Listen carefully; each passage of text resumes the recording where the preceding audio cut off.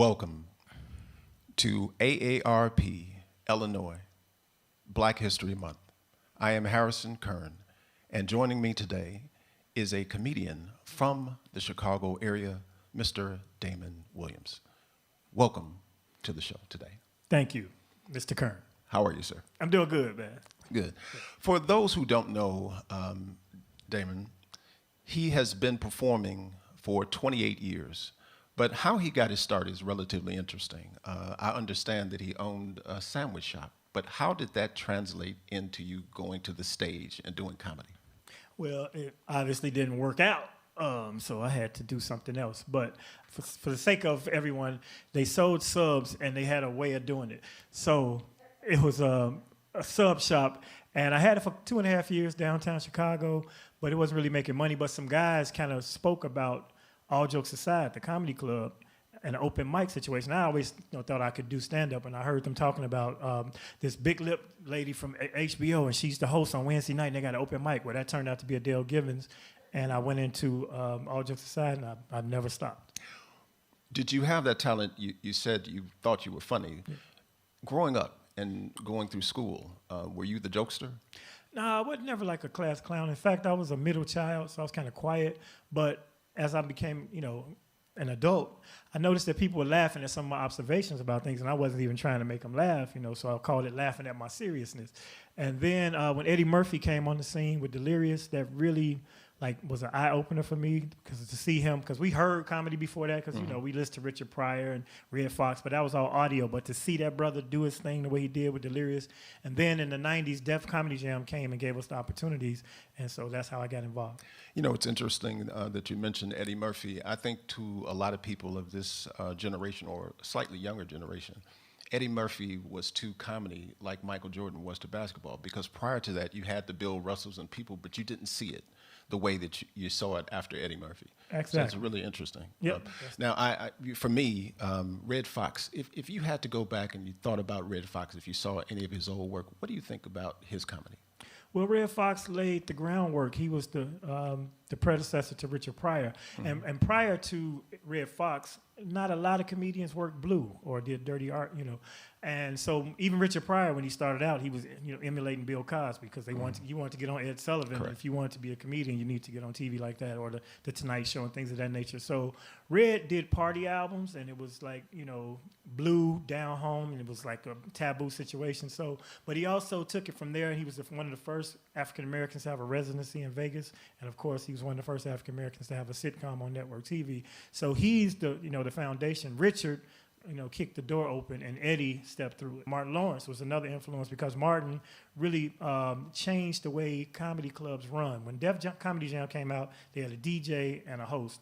And before that, comedy clubs just brought you up to know music. But the hip-hop generation and Martin Lawrence, so those are my influences, to be honest. One guy who doesn't get enough credit in this industry, who I always like to mention in interviews, is Franklin Ajay. Oh, I remember him. Of course. Yes, he was in Car Wash, but yes. people don't really know him as a stand-up. But he always had social commentary, and I was really influenced by him as well. Well, when you started on the stage, did you have to get through your nerves? Because it takes a lot to stand on stage in front of people. Once you do it the first time, the first time I was really shocked at the laughter. In fact, I even pointed it out in my first performance. I'm like, wow, y'all really laughing. But then, you still get anxiety, or I wouldn't say anxiety, but nerves, because at this point, it's all about memorization and what you want to talk about for me. So it's not about if they're going to laugh or not. They're going to laugh. I'm going to figure out a way to make audiences laugh. I mean, you have circumstances where you're not a good fit. Mm-hmm. One time I did a show, and it was all of these doctors, and they were medical professionals, but most of them were from the Middle East. So I had no cultural reference for my jokes. So my first 5 or 10 minutes, I was bombing. But then I just started talking about my family and my own personal experiences, and that is something that people can relate to if it's general. So that's how that works. But yeah, any comic that says he's never nervous, then he's lying or he's terrible. Now, your growth, starting with All Jokes Aside, yeah. Where did you go from there? Where did that take you? Well, let's stick with All Jokes for a minute, because All Jokes Aside was the preeminent comedy club for African Americans in the country. Mm-hmm. All Jokes Aside is where everybody who's anybody came, and that's how I got a lot of the connections that I got, because Chappelle, Chris Rock actually worked on his special, the one where he said, about OJ. He said, I'm not saying he should have killed her, but I understand. He worked on that. He did 9 shows at All Jokes Aside, and I was actually the host that weekend, so I got to watch him kind of craft that. So All Jokes Aside was kind of the epicenter for us. And then after it closed, I went south to a suburban location called TNT Comedy Hook, which was a white comedy club. And by white, I mean the comedians were white, the owners were white, and we just started doing Sunday night, a little urban night, they like to call it back then. And then it got so popular that they basically flipped the club and gave it to us Thursday through Sunday. And that was my home base until it caught a fire. And so I started finding hotel locations. First, the Holiday Inn in Matson. We did that for a few years. Then we moved the event from Holiday Inn Matson down to the Hilton. They gave me a room in the Hilton. And it was crazy because it wouldn't be a dedicated ballroom. Whichever space was not available or was available, they would let us use it every first Saturday. So that's how we kind of kept the circuit going in Chicago. And then, you know, you branched out, you did BET, and you did a bunch of the comedy tours. How did those come about, and which one was the most enjoyable to you? I mean, I did a show that was filmed at All Jokes Aside 6 months into my career, and it was called Comic Justice. So Comic Justice was comedy with a social conscience, and it was actually directed and produced by Sinbad's brother. And so they were real clean. A.J. Jamal was the host, and it was the opposite of Def Jam. So Def Jam had become very blue and very vulgar, and Comic Justice was the opposite of that. Of course, Def Jam went on to be major, and Comic Justice went away, but it was on Comedy Central. And so, you know, they would show it every February. They show clips of it in Black History Month. But after that, you know, after being on BET's Comic View, I started doing a lot of colleges because the kids watched that show. And so we did the Black Comedy Tour, which went on all the universities, mostly HBCUs, but then during the Black History and Homecoming, the white colleges would have a budget for us. And then I went from that to actually landing a spot on the Kings of Comedy Tour as an opening act. And I got that based on my relationships formed at All Jokes Aside. And of course, we know that was Bernie Mac, Steve Harvey, D.L. Hughley, and Cedric Entertainer. Did you ever have an opportunity to work with Bernie Mac here in Chicago? Yeah, Bernie groomed a few of us. Bernie was the epitome of comedy in Chicago. We all looked up to Bernie. You wanted Bernie's approval. You know, you wanted Bernie's stamp. And he used to do a Tuesday night at Miltroneers, and it would only hold about 60, 70 people. And if you didn't get in there by 5:30 at 6 o'clock when the show started, it was sold out. And if Bernie said you could do his room, and he only give you like 5 minutes and hand you $25, but you were so happy to get that $25 because that means Bernie Mac thought you were funny. So that, and then Monday night at the Cotton Club, which is an open mic, you know, but to do Miltroneers was more impressive to us because that means you were selected. The open mic was a little different, but yeah, I watched Bernie and I worked with him on many occasions. So to see him go from Miltroneers in the basement to the United Center and around the country in basketball arenas was really gratifying for me. I always used to watch when Steve Harvey would introduce Bernie, I'd go to the back of the house or the top of the building and watch the reaction of everybody, you know, just to see him get his love, and that was amazing. You know, if you looked at the comedians that are out here right now, who would you like to work with that you haven't, and who did you most enjoy working with of those that are out here now? I've worked with a lot of people. The only people I haven't literally shared the stage with in black comedy would be Martin Lawrence, even though I did his show, Martin Lawrence Presents, and then Eddie Murphy because he stopped doing stand-up. So those are the only two that are out here. I mean, Bill Cosby, but he ain't out here. I've worked with everybody else, Chris Rock, Chappelle, Kevin Hart, you know, all of the greats, Wanda Sykes, you know, Samore, who's amazing. Yes. So anybody that I haven't worked with is probably a younger comic that's coming up. And actually, you know, it's not a whole lot of them because, you know, not only from me being booked on shows, but I book comedians. So people I really want to work with, I'll just hire them. I want to throw a few names out and just give me your opinions on Eddie Griffin. Eddie Griffin, brash, in your face, another fearless comic, funny. Tiffany Haddish. Tiffany Haddish is, not only is she remarkable for her ascension from homelessness to where she is, but she's a person that's giving back. In fact, she just released another special called They Ready. First she did She Ready. She took 5 of her favorite comedians who she thought deserved a shot and gave them their own specials for Netflix. And now she just did another round of those, and those included male comics as well, and that's called They Ready. And she's a friend of mine, and I'm happy to see her success. Cheryl Underwood, Adele Gibbons, some more. And you look at the Queens of Do you- Comedy tour and Monique and what her battle with Netflix and things of that nature. Wanda Sykes is another one I would like to mention. Dominique. There's a plethora. And then there are young comics, Just Niche and Corey Bell. You know, if you had right now, we're going through this pandemic, obviously, and it's changed how many people are able to do their business and work their craft. I know it's been very difficult for a lot of people. Coming back on the other side of this, what will you do different? Because one of the things that we've had to learn how to do is go through virtual things, whether they be bands or any performing artists. Right. Are you prepared in that direction? Well, you have to adapt. And if I hadn't adapted by now, I wouldn't even be sitting here talking to you, because that means I'd be somewhere working at Amazon.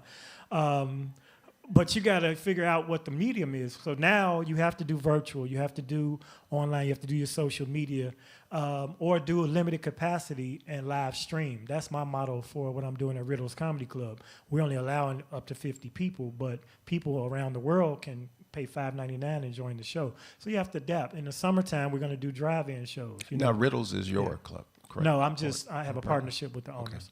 Okay. But it's in south suburbs, Alsop. So, it's just adapting. Anybody, I mean, if you don't adapt, you get run over. Just like, for instance, comics of my generation, which I like to call traditional comedians, have had to adapt to social media phenomenons who have all the followers because they sell more tickets. So you either got to figure out how to get your social media up, or you become a dinosaur. So, just like with the pandemic, we have to adapt. People that were teaching in schools, now they're teaching at home, or, so it's just a matter of being... to think on your feet and try to adapt. Now, as a comedian, obviously, material is very important. How much of your material comes from your personal life, if you had to look at percentage of the material you do? I take it, I feel like it's all personal, but it's just observational. So if it's not something I live through, it's something I observe. So that makes it pretty much all personal. I try to, as you get older and more mature in this industry and in this craft, you go deeper, and you don't do so much surface. Because I used to just do monologues. I could watch the news and read the newspaper back in the day and get 3 headlines and make a joke out of it. But that made it universal because everybody saw the headline. But as you get more comfortable with finding your own voice, what they like to say, your point of view, then it becomes more introspective. But at this point, it's really evolving because people's situations have changed. We've all gone through a major historical event. So to come out after the pandemic or post-pandemic and be talking about the same things I was talking about before, I feel like I'm doing a disservice to myself and also the audience. Of the comedians that you have come across, there are those who are great on stage, and there are those who are great on film. You seem to do both very well. Have you had any more interest in doing more film work? Absolutely. And see, a lot of comedians, some people get into this industry to get on stage and get fans so that they can make it to the movies. So they really want to be actors, or they want to be famous. I take this craft as my primary thing. It's my passion, is what I do. So if any auxiliary opportunities come from acting or television, hosting stuff like Windy City Live, or things of that nature, then that's all secondary to the stage. But I have been doing more acting and auditioning for more parts because I do like that. But it's not the same gratification. When you do a movie, you don't even know how the movie's going to turn out until the final edit, because the scenes aren't shot in order. So it's not like I tell a joke and I get that laugh right there. So I might do a scene and I might not know if it's funny to people until it's in a theater, or I see it on a DVD, or someone sees it at home or whatever. So it's different, but I like doing both. What is your advice to young people who want to get into comedy, who see you and admire what you're doing, and what is the vehicle for them? Well, right now it's a really tricky time because of the lockdown and the pandemic and the shutdowns. So I always encourage everyone to work on your social media. Even if it's doing your material, if you got 3 people in a room and you film that and put it on social media, then that's one way to get it out there. But see, we had TV opportunities in the 90s. You could do Comic View, Def Jam, Showtime at the Apollo, and things of that nature, and you would become a household name after a certain amount of time. But now viewership is so fragmented, so you have to find your niche, find your passion, find your voice, and then find your audience. Indeed. And on that note, I want to give you one more opportunity to say anything else that you'd want to say, because we're out of time on the program. But would you like to tell our audience anything else? Be still and quit knocking stuff over around here. Don't stop and don't quit. No. I'm going to take his quote. Yeah, no, I just want anybody and anything, especially young people out there, find what makes you happy. And if you enjoy doing it, you'll do it for free. And eventually prosperity can come from that. So find your passion. I told my son that. I tell everyone that. If you find something you're really passionate about and you dedicate your energy to it, you can succeed at it. And that's about it.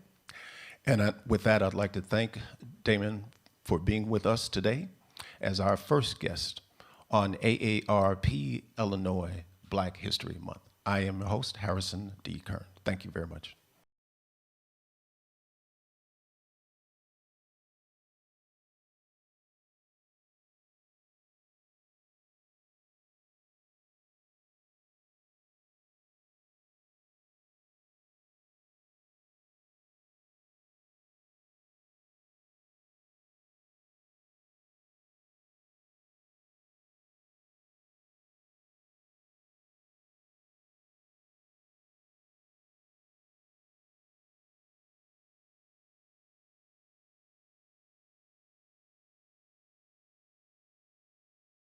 Coming to the stage, Chicago's own comedian extraordinaire, Mr. Damon Williams.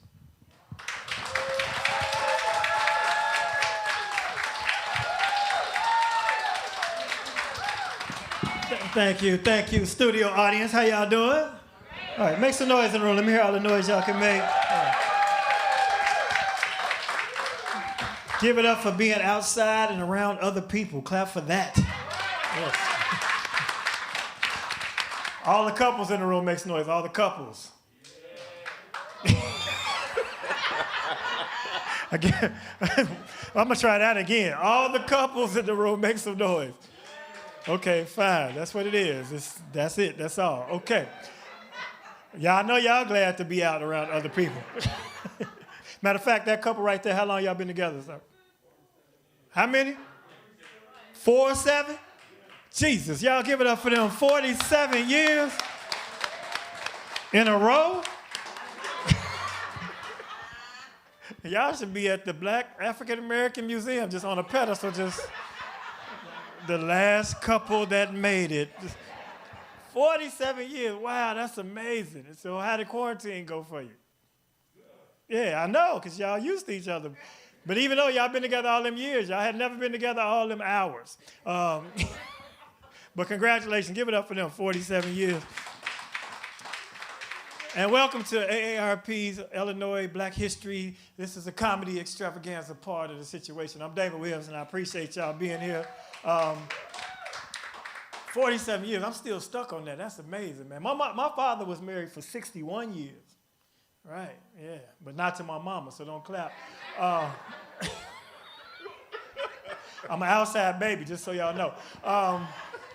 And don't act like it didn't happen back in the day. We grown in here, 50 plus, make some noise, 50 plus. All right. Yeah, I was waiting on y'all to clap. I'm like, I know y'all heard the question. I'm looking at y'all. We in here, yeah. We 50 plus. I saw the Buicks out front. I'm in the club too. I'm over 50, and it's crazy because this is AARP. And shouts out to AARP. Give them a round of applause because it's crazy about AARP though is the fact that they start sending you mail about AARP when you're in your 40s. And at that point, you kind of offended by that. Like, don't be sending me no old people stuff. That's for old people, you thought, right? Until that card came. You start getting them discounts. Like, how much is that? Hold on, wait a minute. How much now? Bow, AARP. We like a little gang now. AA to the R to the P, baby. AARP. You only got 2 choices in life. Either live long or die. What you want to do? You want to live long. I ain't say get old. Notice I said live long, right? Yeah, I want to live a long time. It's a matter of, quality of life. You got to take care of yourself and, eat right and things of that nature. All the men make some noise. All the men. Yeah. All right. First of all, happy Father's Day, okay? Yeah, and I know it's not June, but don't nobody care in June, so I'm saying it now. Happy Father. No, y'all know we don't get no respect at Father's Day. Mother's Day is a national holiday. Huh? You can't, and it should be, I give it that, but you can't get a restaurant reservation 2 weeks out for Mother's Day. Call your favorite joint. They'll be like, nope, booked solid. Father's Day, that afternoon, 3:15, party of 20, right this way. It's ridiculous. That's if they took you out to eat, fellas, because they tricked us. They always hit you with the bull. Yeah, Daddy, you should grill. Then your ego kick in like, yeah, I am the best griller around here. Yeah, get my hickory chips. Now you don't realize you out here cooking for you on your own damn holiday. Like, wait a minute, I ain't see your mama cooking on Mother's Day. This is some bull. So happy Father's Day to all the fathers, and clap for the fathers. Yeah. But I want to live long, and I want to say this to brothers that's like in your 50s. You got to go to get checkups, man. How many brothers had a checkup in the last 6 months? Clap. That's a pretty good ratio for this crowd, because usually it's like 2 or 3 brothers. Now, see, ladies all go. How many ladies had a checkup in the last 6 months? Well, ladies, y'all go. That's why they outlive us, fellas. They go to the doctor. Let's just say this out loud. And whoever just cough, you get 2 of them, then I'm going to have you leave. Yeah, it's a 2 cough maximum in here. Coughing is no longer acceptable. You can't just cough no more. That's over with. Ain't no more coughing. I'd rather you fart than cough. Don't. You get 2 coughs. That's 1. Okay. You got to hold a cough like weed smoke. You know. You cough on a plane, they'll land that thing. Yeah, 23B had coughed 4 times. You're going to have to move. 2020 was a beast. 2020 was a mess. Had a lot of things going on in 2020 that I'm glad we got through, like the pandemic, of course. The crazy part about the pandemic, which we're not still through, and we need to go ahead and get vaccinated. You know, it's coming to the community, and it's supposedly disproportionately killing us as a people. So even though we're skeptical, because we are skeptical as a people, you know, we remember Tuskegee, so I understand. You know, I don't really take stuff when it first come out, because, you know, every other year or so, it's always something that's going to affect blacks and Latinos the most. Because y'all remember the bird flu? We kind of forgot about that, didn't we? You know why? Because it was about the chickens. And you know damn well we weren't going to stop eating chicken right away. In fact, we weren't going to stop eating chicken on no rumor. You'd have to actually see somebody eat some chicken and die. And you'll still try to rationalize, yeah, well, that's broiled. My chicken always fried, you know. That hot grease, kill all that bird flu. Put it in the grease. It was ironic that when it first hit, all the movies on cable was about the pandemic. Every movie came on, 12 Monkeys, Contagion, Outbreak. And we live in this. We don't want to see this mess. Whose idea was to put them movies on? But I'm going to tell you, those movies had a lot of little clues in it, what you should do. But not one movie told us we should go out and get toilet paper, did it? Every end of the world movie, they always go get water, they get canned goods and general. Not one movie said you better get some toilet paper. Who knew we were that concerned about our behinds in this country? It was still food in the store, but toilet paper was gone. That don't even make sense. You can't go if you don't eat. That's ridiculous. That's backwards. And then you watch those movies, right? We already wasn't sleeping on a regular schedule, and you was paranoid. And everybody in this room at one point, after going to bed at 2, 3 in the morning, after watching 8 movies, got in the bed, now that's in your psyche. You laid down and a breeze hit your throat. Uh-oh, now you thought you got it, didn't you? Everybody in this room at one point woke up in the middle of the night. I think that's it, Jesus. I'm pretty sure that's the corona. You ran to the kitchen and put a pot on the stove with some orange peels and ginger and hot water and started sucking steam. So about, bring me a blow dryer. I heard on Facebook a blow dryer kill it. We all went through it. And then they shut the world down, man, and that was a really tragic situation. Any essential workers in the room? Any essential workers? Clap if you are. Okay. What type of work? Nurse. Like you still a nurse? Like you were you in the hospital today? Okay, well, give her a round of applause and stay away from her because she's been in Ground Central now. No, we really appreciate all the essential workers. Teachers, any teachers in here? Any educators? No, all the essential workers. So they shut everything down, and when they shut everything down, it included the hair salons and barbershops. Now, in our community, that's a tragedy. No, for real, because it didn't make sense. Ladies were really hot because the liquor store and the dispensary's open, but the hair salon was closed. They're like, how the hell can I get a drink and a smoke, but I can't get a hairdo? And don't get me wrong, ladies, y'all know how to do y'all hair, right? Of course you do. Some of y'all just didn't know how to do the hair under your hair. You knew how to style that wig or that sew-in, but them Kawhi Leonard braids was perplexing. Some of y'all got back in touch with your scalp, didn't you? Talk about Black history. You went out and got some pink oil moisturizer and some hair food and figured it out again. Fellas, don't you laugh. Fellas, too. Fellas, was before the pandemic, it was all type of jet black beards walking around the city.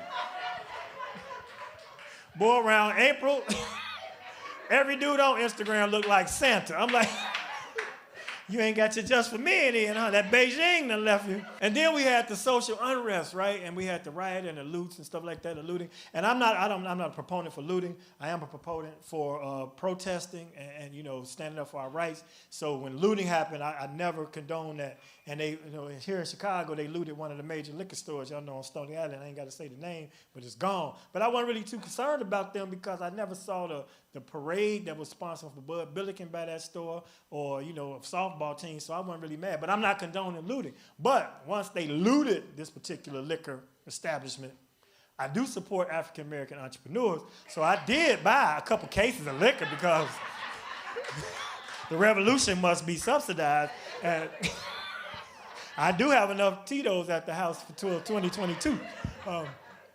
But during that little period, that was another thing. My son was involved in a situation. My son's an activist here in Chicago, and I'm very proud of him because he's been in the movement for like really concerns like 2015, 16 around Mike Brown and all that. And he's been talking about defunding the police and demilitarization and abolishing prisons, things of that nature. And it seemed far-fetched. And nobody really was talking about it. So it's almost like he felt like, people thought he was crazy, but they have a point. And defunding the police does not mean getting rid of the police or doing away with the police. It's moving the resources so we don't need as many police. Y'all understand that, right? And so, because it ain't like police prevent crime. They don't solve no crime. Nobody in this room has never had a police ring your bell and say, a guy was about to steal your car, but I caught him red-handed. It's like, they don't solve crimes. They write them down. But anyway... They show up afterwards and make a report. So in May, like Memorial Weekend in Hyde Park, my son was involved, and he actually just arrived at a demonstration, and the police assaulted a lot of the demonstrators. That whole weekend they was going off, and they was going real hard at him, and they assaulted my son, so then he got taken into custody. So now his friends hit me up like, your son locked up, you got to come down and help us get him out, blah, blah, blah, because he wasn't charged with nothing. So now I'm out here in this movement. But mind you, this is after being in the house, literally in the house since March for 2 months. And they was out there, no justice, no peace. No justice, no peace. And them J's and P's, I was concerned because jump and putt, that's droplets. That's a lot of droplets. So I'm like, I'm trying to fight the power, but I'm also trying to fight this Rona. Can y'all slow down with these J's and P's on my neck, right? So then we went off to do a march, right? And I was involved in the march. It was called I Have a Black Son March. It was out in Marionette Park, and that's the stronghold for the police that live in the city. And, we marched through there. And let me tell you something about that. I learned a lot, and I gained a lot of respect. In 2020, we lost John Lewis, and give him a round of applause for his life and his achievements. Talk about Black history. Very historical figure, man, and I have respect for them because they marched back in the day, and they really marched. They marched from Selma to Montgomery, huh? That's a march. We went from 111th, made a right at 115th, boom. Ha-ha. And that's another thing. When you're in the march, ask questions, because they told us in advance it's going to be a 4-mile march. So we got to our little destination, and we said our little things, and then they just dispersed, and there wasn't no march back, and there wasn't no songs and no chants on the way back. So I'm like, well, how we get back? They're like, this is an 8-mile march. This is some bull. So... And the crazy part, we was out there, and we had on Nikes, and we were comfortable. The civil rights workers of the 60s, they did their thing, and we dropped the ball kind of because we haven't been doing that. So when they marched, they went from Selma to Montgomery with a dress code, huh? Come on now. Dr. King marched in Florsheim shoes, right? So he had corns at some point.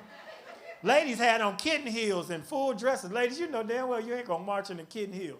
You know what I'm saying? And if they had sneakers, they ain't had Nikes, they had like Chuck Taylors.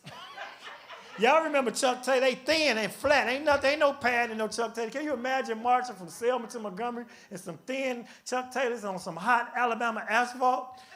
After a while, they was looking for the hose. Where them hoses at? We heard about it. Keep the dog, but spray my foot with that hose. It's ridiculous.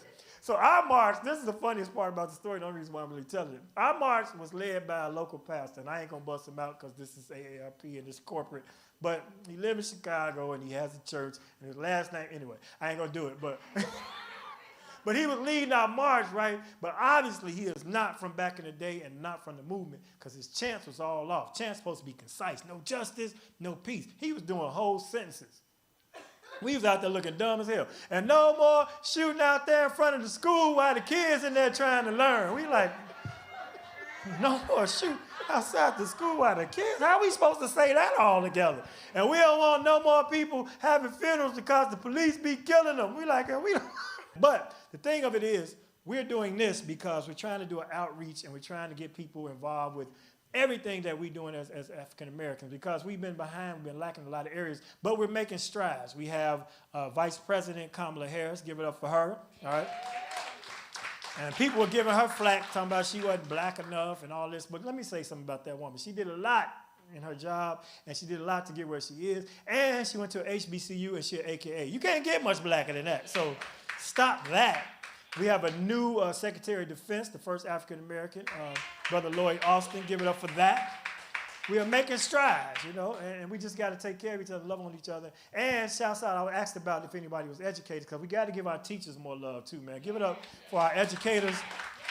Any parents in here or grandparents that was doing virtual learning? Yeah, that was a challenge too in 2020. Some people found out your kid wasn't as bright as you thought, didn't you? Some people had to flunk their own kid at the house. Some of y'all had to go and apologize to the teacher. I am so sorry, Miss Jackson, for every time I came up here and cussed you out about Tonquavius, because Tonquavius will not be going to 5th grade. His work, I gave him a U. He has a red U because it was unacceptable. Tonquavius will be doing summer school. Let's give it up for AARP for doing this. If you have the opportunity, you know, take care of yourselves, wear your masks, and please wear your masks, because we're not using them right. If these masks are our saving grace, we ain't gonna make it, because people had a mask on walking by themselves and then come in a huddle and pull it down to talk. That is not how the masks work. And the masks are letting us know, you know, for the people who have breath that ain't that great. Now you see what the world been going through. It's hitting you back in the face. Now you see why the break room used to clear out. So, and if you don't know who you are, smell your mask, okay? These masks are providing opportunities for people who funny looking, but you in shape. This is your time to shine. You can flirt all in Walmart like, hey, how you doing? She has no idea you have 3 teeth in your mouth until the 3rd date. So y'all keep being safe, take care of yourselves, stay in shape, and I'm Damon Williams. I got to get out of here. Thank you.